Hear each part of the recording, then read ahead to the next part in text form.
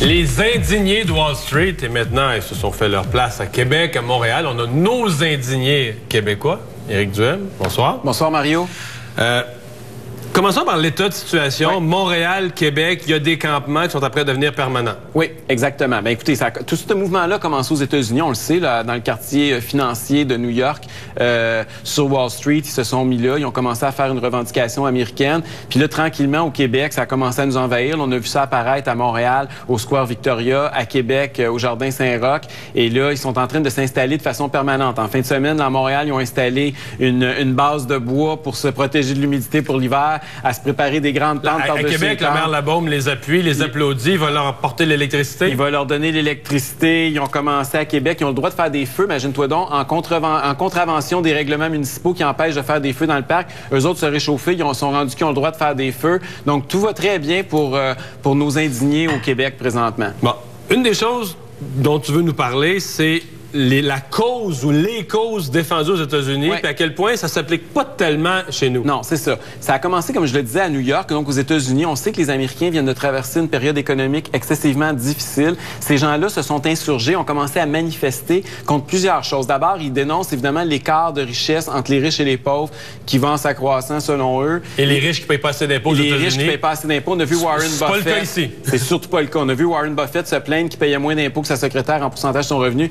Je peux vous dire qu'au Canada, c'est tout à fait le contraire. Les riches payent de plus en plus d'impôts par rapport aux classes moins fortunées.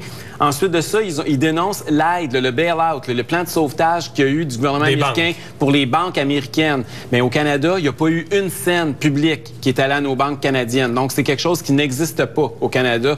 On n'a pas eu de problème de banque au Canada. Il n'y a pas de banques qui ont fait faillite. Ensuite de ça, ils dénoncent la croissance du chômage aux États-Unis.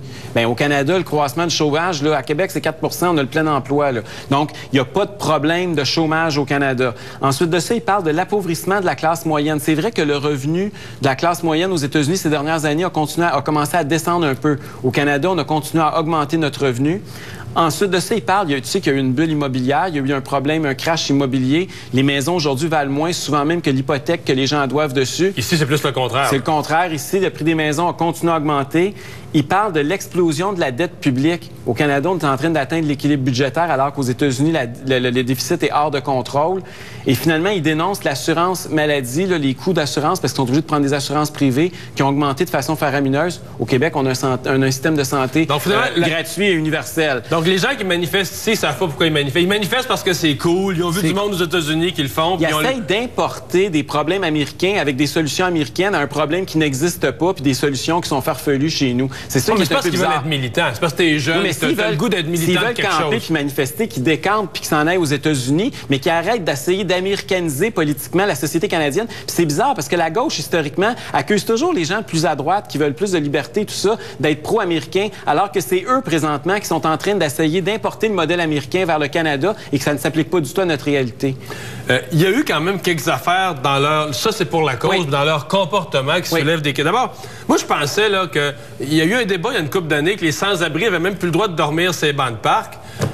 Là, tout est permis d'un parc. Essayez d'aller faire pisser votre chien aujourd'hui sur le Square Victoria ou au Jardin Saint-Roch. Vous allez voir que c'est plus possible. Ils ont pris possession de lieux publics. Ils ont monopolisé l'espace qui ne leur appartient pas. Et là, non seulement ça... Ils s'installent des campements de façon permanente. Ils vont avoir le courant gratuitement. Ils sont rendus avec des toilettes qu'ils ont installées là. Je veux dire, ça n'arrête plus. Ils font des feux. Là, de Gazette parlait qu'ils ont même joué dans les banques alimentaires. Là, ils se nourrissent parce que vous savez que ce monde-là, en plus, ne paye pas leur nourriture. Donc là, c'est rendu qu'il y a même de la bouffe qui est destinée au plus mal pris, à nos sans-abri, qui se ramasse à être distribué à ces gens-là. Ils sont en train de vider les banques alimentaires pour se nourrir.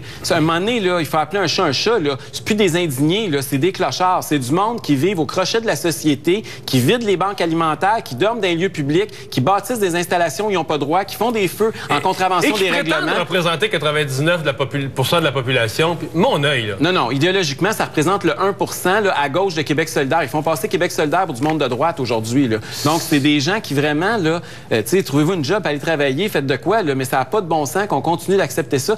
Mario, n'importe quel autre groupe irait camper comme ça dans un parc. Combien d'heures tu penses que la police tolérerait ça? Puis accepterait qu'on prenne la bouffe des pauvres, qu'on fasse semblant... Hey, on s'est rendu... Richard Bergeron a dit en fin de semaine, ils sont la fierté de Montréal. On peut bien avoir des problèmes à Montréal. Je pensais que ça allait mal, mais pas à ce point-là.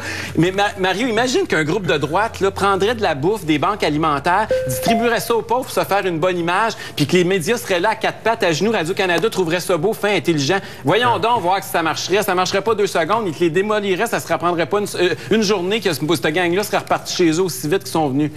Mais malheureusement, 2 poids, 2 mesures. C'est toléré. 2 poids, 2 mesures. Hey, tu laisses pousser ta moustache encore cette année? Évidemment, bonne cause. Cancer de la prostate, faut pas lâcher. Movember? On va être bon, mais je me suis rasé pour la dernière fois ce matin. Moi aussi. Gens qui veulent faire un don, t'es-tu inscrit là, sur Movember? Oui, je me suis inscrit tantôt. Vous voulez faire un don? Moi, le site internet de Movember, Éric Duhem, Mario Dumont, on les accepte pour le cancer de la prostate. Après la pause, Valérie Elouette.